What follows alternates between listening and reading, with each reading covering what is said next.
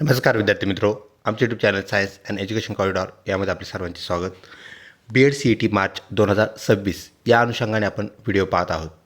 या व्हिडिओमध्ये आपण आपला जो तिसरा घटक आहे ज्याला आपण विषय म्हणूया तो म्हणजेच शिक्षक अभिवृत्ती म्हणजेच टीचर ॲप्टिट्यूड याचा अपडेटेड सिलेबस पाहणार आहोत.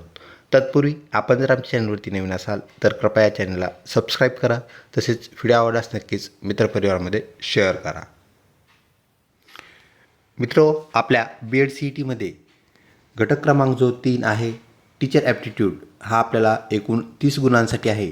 म्हणजेच आपल्याला या घटकातून तब्बल 30 प्रश्न विचारले जातील जे की प्रत्येकी 1 गुणाचा आहेत.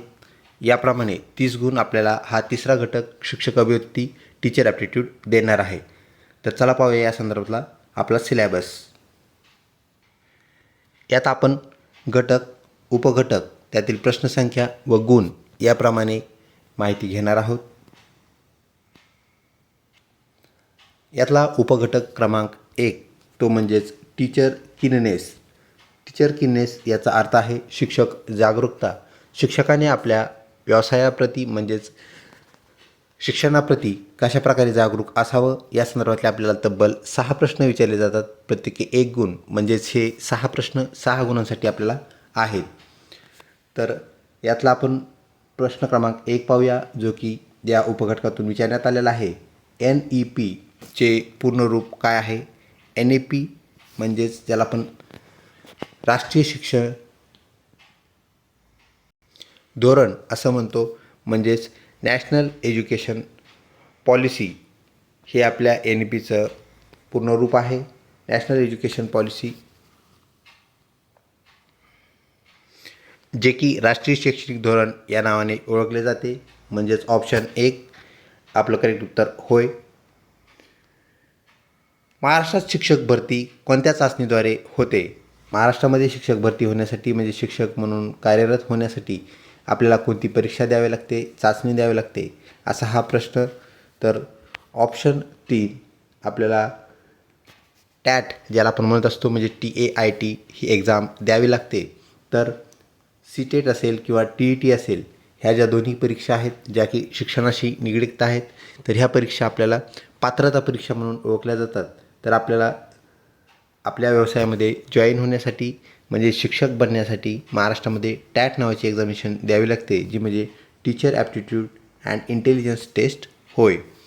तसेच सेट नावाची जी परीक्षा आहे ती उच्च शिक्षणातील पदवीधर जे शिक्षण असतं यासाठी असणारे जे प्राध्यापक असतात, शिक्षक असतात त्यासाठी असणारी आपल्याला सेट इलिजिबिलिटी जी एक्झामिनेशन आहे म्हणजे स्टेट इलिजिबिलिटी एक्झाम आपण ज्याला म्हणत असतो तर ती आपल्याला द्यावी लागते. तर ऑप्शन 3 टॅट म्हणजेच TAIT आपलं करेक्ट उत्तर होय. अशा प्रकारे आपल्याला पहिल्या या घटकातून म्हणजेच शिक्षक किती जागरूक असावा यावर आधारित प्रश्न विचारलेले पाहायला मिळतील. त्यानंतर टीचर्स नॉलेज हा आपला दुसरा उपघटक आहे. यातून आपल्याला तब्बल 4 प्रश्न विचारले जातील. तर शिक्षकाचे विषय ज्ञान कसे असावे यावर आधारित हे प्रश्न असतात. शिक्षकाचे विषय ज्ञान जितके चांगले असते तितके विद्यार्थ्यांना त्याचे अवलोकन चांगले करण्यास फायदा मिळतो. आता आपल्याला इथे प्रश्न पाहायला मिळतो जो की आपण याची ओळख करून घेण्यासाठी घेतलेला प्रश्न आहे. शिक्षकाचे विषय ज्ञान कसे असावे? तर ते तात्पुरते उत्तर देणारे असावे ज्याला आपण उडवाडीचे उत्तर असेही म्हणू. तर हे आपलं उत्तर नाही आहे. ते काम चालवू असावे तर काम चालवू असू नये. त्यानंतर सखोल तर ते सखोल ज्याला आपण डीप नॉलेज असं म्हणत असतो तर सखोल ज्ञान त्या विषयाच्या शिक्षकाला असणं गरजेचं आहे. आणि वरवरचे ज्ञान हेही काही कामाचे नाही. म्हणजेच ऑप्शन 3 सखोल ज्ञान हे आपलं करेक्ट उत्तर होय. विज्ञान विषय शिकवताना खालीलपैकी कोणती पद्धती शिक्षकाने वापरावी? म्हणजेच त्याच्या शिकवण्याचा जो विषय आहे विषय ज्ञान या संदर्भात त्याला कोणत्या कोणत्या पद्धती वापरल्या जातात याचंही चांगलं ज्ञान असणं गरजेचं आहे. तर विज्ञान शिक्षक आपल्याला विचारलेला आहे विज्ञान शिक्षकाने कोणत्या पद्धतीने शिकवावे किंवा जास्तीत जास्त या पद्धतीचा वापर करावा असा हा प्रश्न. तर व्याख्यान पद्धत जी की आपल्याला भाषा विषयासाठी वापरलेली पाहायला मिळते. त्यानंतर क्षेत्रभेट जी भूगोलाशी निगडीत आहे. पठण पद्धत तर ही भाषा विषयासाठी आपल्याला असलेली पाहायला मिळते. पाठांतर ज्याला म्हणतो आपण, कविता पाठांतर किंवा त्या प्रकारचे पाठांतर, त्याला पठण पद्धत आपण म्हणत असतो. त्यानंतर प्रायोगिक पद्धत, तर ज्याला आपण प्रॅक्टिकल मेथड किंवा प्रोजेक्ट मेथड असं म्हणतो. तर प्रॅक्टिकल मेथड ही विज्ञान शिकवण्याची एक सगळ्यात चांगली पद्धती किंवा उपयोगी पद्धती असलेली आपल्याला पाहायला मिळते. तसेच विज्ञान शिकवताना इतरही पद्धतीचा आपल्याला अवलंब करावा लागतो. म्हणजेच प्रायोगिक पद्धत ही एकमेव पद्धत नाही, परंतु जास्तीत जास्त या पद्धतीचा वापर केल्यास विज्ञान विषय विद्यार्थ्यांना समजण्यास सोपा जातो. तर ऑप्शन 4 आपलं प्रायोगिक पद्धत करेक्ट उत्तर होय. शिक्षकाच्या विषय ज्ञानानंतर पुढचा मुद्दा तो येतो शिक्षकासंदर्भात, तो म्हणजेच लीडरशिप, ज्याला आपण नेतृत्व गुण म्हणतो. म्हणून एक शिक्षक म्हणून शिक्षकाची असलेली लीडरशिप, एक मुख्याध्यापक, एक सहशिक्षक या सर्व बाबतीत तो कशाप्रकारे लीडरशिप दाखवतो यावर आधारित आपल्याला तब्बल 6 प्रश्न विचारले जातील. त्यासाठी 6 गुण असणार आहेत. तर या संदर्भात असणारे प्रश्न पाहूया. परिपाठात एका विद्यार्थ्यास चक्कर आली तर तुम्ही काय कराल? परिपाठ ज्याला आपण असेंब्ली असं म्हणत असतो, दिनचर्या ज्याला हिंदीत म्हणतात, तर त्यामध्ये परिपाठ जो आहे, तर आपण परिपाठात चक्कर आल्यास काय कराल? 1 नंबर ॲम्ब्युलन्स बोलवाल. 2 त्याच्या पालकास फोन कराल. 3 त्याला प्रथमोपचार देऊन दवाखान्यात पाठवाल आणि त्याला तुमच्या घरी न्याल. तर ऑप्शन 3 आपलं करेक्ट उत्तर असलेलं पाहायला मिळतं. त्याला सर्वात अगोदर प्रथमोपचार देणं गरजेचं आहे. प्रथमोपचार हे कोणत्याही अपघात समयी किंवा अशा आरोग्यविषयक घटनेसंदर्भात महत्त्वाची भूमिका बजावतात. त्यामुळे ऑप्शन 3 आपलं करेक्ट उत्तर होय. पुढचा प्रश्न त्याच उपघटकातून. सहली दरम्यान काही विद्यार्थी धावत गलका म्हणजेच गोंधळ ज्याला आपण म्हणत असतो, गलका करत होते, तर तुम्ही काय कराल? तर इथे आपल्या ऑप्शनमध्ये 1 क्रमांक त्यांच्यासोबत धावाल, हे चुकीचं ठरेल. शिस्त पालन करण्यास सांगाल. त्यानंतर पुढील पर्यायसुद्धा आपल्याला पाहणं अपेक्षित आहे. पर्याय क्रमांक 3 पुढील वर्षी सहल सहभाग नाकाराल, हे नकारात्मक आहे. मुख्याध्यापक यांना तक्रार कराल, हेही नकारात्मक आहे. तर ऑप्शन 2 शिस्त पालन करण्यास सांगाल, तर शिस्त पालनास त्यांना महत्त्व सांगून आता गलका करू नये हे आपण त्यांना समजावून सांगणं गरजेचं आहे आणि त्याप्रमाणे विद्यार्थी वागतील व पुढील जो अनर्थ आहे, गलका आहे, इतर जे लोक आलेले असतात ऐतिहासिक ठिकाणी, त्यांनाही कुठल्याही प्रकारे अडचण येणार नाही, प्रॉब्लेम तयार होणार नाही. ऑप्शन 2 शिस्त पालन करण्यास सांगाल. पुढचा उपघटक आहे टीचर ॲप्टिट्यूड, ज्याला आपण शिक्षक अभिव्यक्ती किंवा शिक्षक कल चाचणी असं म्हणतो. हा आपल्या BEd DEd तसेच शिक्षणाचा आत्मा आपल्याला म्हणता येईल, ज्यामध्ये शिक्षकाची अभिव्यक्ती ही एक महत्त्वाची भूमिका बजावत असते. तर यावर आधारित प्रश्न आपण पाहूया. एक विद्यार्थी घटक चाचणी देताना नक्कल करताना आपल्याला आढळला, तर आपण मुख्याध्यापक म्हणून काय करावे, आपली भूमिका काय असावी, असा हा प्रश्न. तर शिक्षकामध्ये असणारा क्षमा, नेतृत्व हे जे गुण आहेत, या गुणाला आपल्याला सगळ्यात जास्त वाव ह्या उपघटकांतर्गत मिळालेला पाहायला मिळतो. तर सर्वप्रथम आपण नक्कल करणारा, ज्याला आपण कॉपी करणे असं म्हणत असतो, त्या विद्यार्थ्याला काय कराल असा हा प्रश्न. वर्गाबाहेर काढाल, हा त्यावर तोडगा नाही आहे, त्याला कठोर शिक्षा द्याल. तर संरचनात्मक वाद जो आहे यानुसार शिक्षा देणे प्रतिबंधित आहे. त्यानंतर नैतिक मूल्यांचे महत्त्व समजावून सांगाल आणि पालक सभेत त्याच्या पालकास खडसवाल, हे सुद्धा चुकीचं आहे. तर आपण त्याला मॉरल व्हॅल्यूज सांगून की कॉफी केल्याने त्याचा काहीही फायदा होणार नाही, तात्पुरते गुण मिळतील, ही गुणाची सूज असेल, ज्याला आपण बल्ज म्हणतो, तर त्याला अंतर्गत गुण अंतर्मनाने अभ्यास करून गुण वाढवणे गरजेचं आहे. हे त्याला जर समजून सांगितलं तर त्याला त्याचं महत्त्व पटेल व त्याप्रमाणे तो कार्यवाही करू लागेल. ऑप्शन 3 आपल्या इथे करेक्ट उत्तर ठरणार आहे. पुढचा प्रश्न विद्यार्थी मित्र, व्हिडिओ आवडत असल्यास नक्कीच लाईक करा, मित्रपरिवारात शेअर करण्यास काहीच हरकत नाही. एका विद्यार्थ्यास मैदानावर, म्हणजे ज्याला आपण ग्राउंड म्हणतो, ग्राउंडवरती 500 रुपयाची नोट सापडते, म्हणजे 500 रुपये सापडतात. तो तुमच्याकडे आणून देतो, तुम्ही शिक्षक म्हणून काय कराल? तर तो तुमच्याकडे स्टाफमध्ये आणून देतो. तुमच्याकडे आणून दिल्यानंतर तुम्ही त्या संदर्भात काय भूमिका घ्याल असा हा प्रश्न. 1 कोणालाही सांगू नकोस म्हणून त्याला 50 रुपये बक्षीस द्याल, अतिशय चुकीचं आहे. बक्षीस देणे हे आपल्याला रचनात्मक शिक्षणामध्ये पाहायला मिळत नाही. तर माझे हरवले होते असे त्याला सांगाल, म्हणजेच खोटे बोलणे. आपण विद्यार्थ्यांना खरे बोलण्याचे शिकवायचे आहे. यामुळे जैसा बोले तैसा चाले याप्रमाणे, या उक्तीप्रमाणे आपल्याला त्याच्याशी योग्य बोलणं, योग्य वागणूक आपल्याला देणं गरजेचं आहे. म्हणजेच हरवले नसतील तर हरवले म्हणणे हे चुकीचे आहे. त्यामुळे हे चुकीचं उत्तर आहे किंवा चुकीचा पर्याय आहे. त्यानंतर दुसऱ्या दिवशी परिपाठात त्याचा सत्कार कराल तर नक्कीच आपल्याला त्याला सत्कार करून त्याला मोटिवेशन देता येईल. तसेच ज्याचे पैसे असतील ते ओळख पटवून, म्हणजेच खात्री पटवून आपण त्याला परत करता येतील. याचंही आपण अनाऊन्समेंट दुसऱ्या परिपाठामध्ये म्हणजे दुसऱ्या दिवशी करू शकतो. म्हणजेच अशा चांगल्या कार्यासाठी बक्षीस म्हणण्यापेक्षा त्याला आपण उत्साह वाढवण्यासाठी केलेली कृती असे म्हणूया. तर त्यामुळे इतर मुलांनाही चालना मिळेल व ते सद्मार्गी लागतील. त्यानंतर यापैकी काहीही करणार नाही तर काहीही न करणे ही सुद्धा एक कृतीच असते, हे लक्षात ठेवा. त्यामुळे ऑप्शन 4 सुद्धा आपलं उत्तर नाही. तर योग्य उत्तर आपल्याला ऑप्शन 3 पाहायला मिळतं. दुसऱ्या दिवशी परिपाठात त्याचा आपण सत्कार कराल.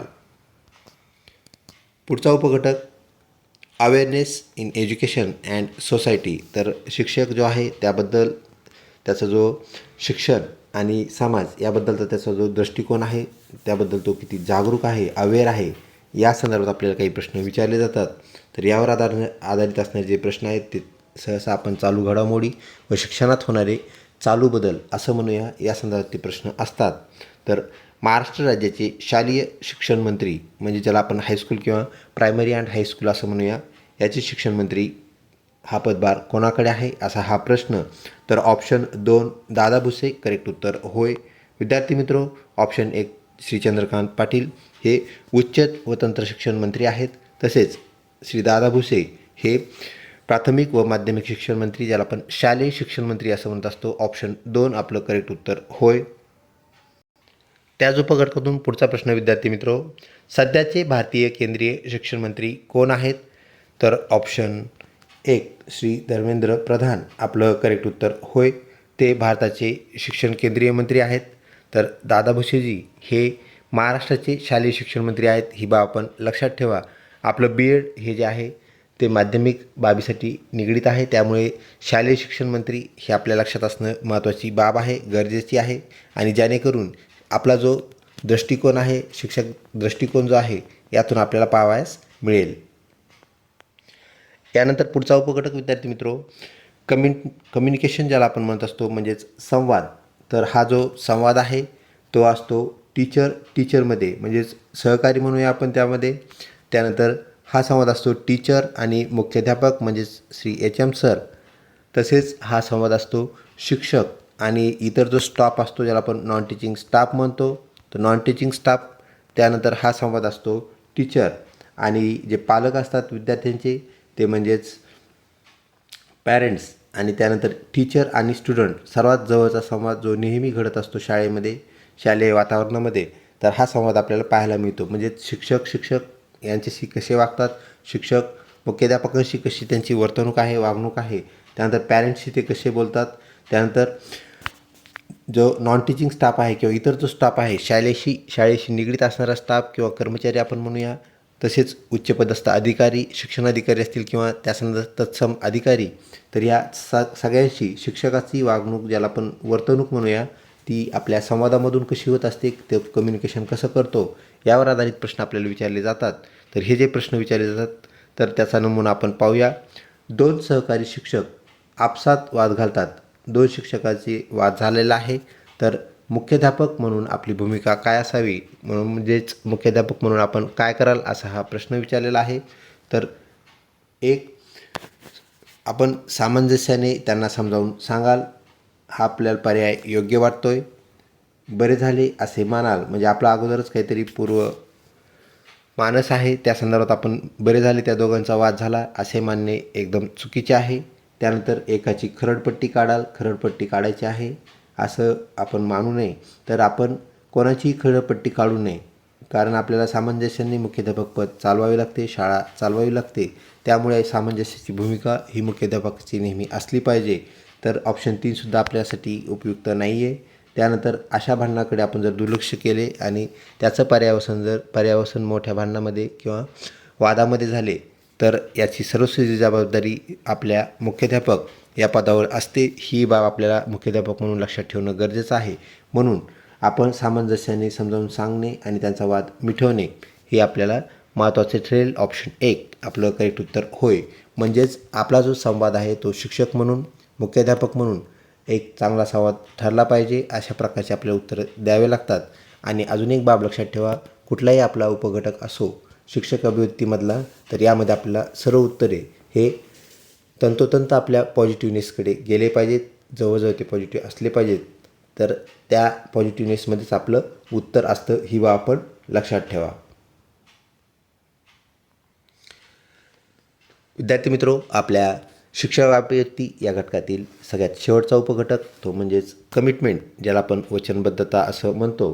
तर वचनबद्धता शिक्षकाची त्या शिक्षण या घटकाशी कशी वचनबद्धता आहे, त्याने शिक्षण या पेशामध्ये म्हणजेच व्यवसायामध्ये प्रवेश केलेला आहे आणि त्यामध्ये तो त्याला कसा न्याय देतो यावर आधारित आपल्याला प्रश्न विचारले जातात.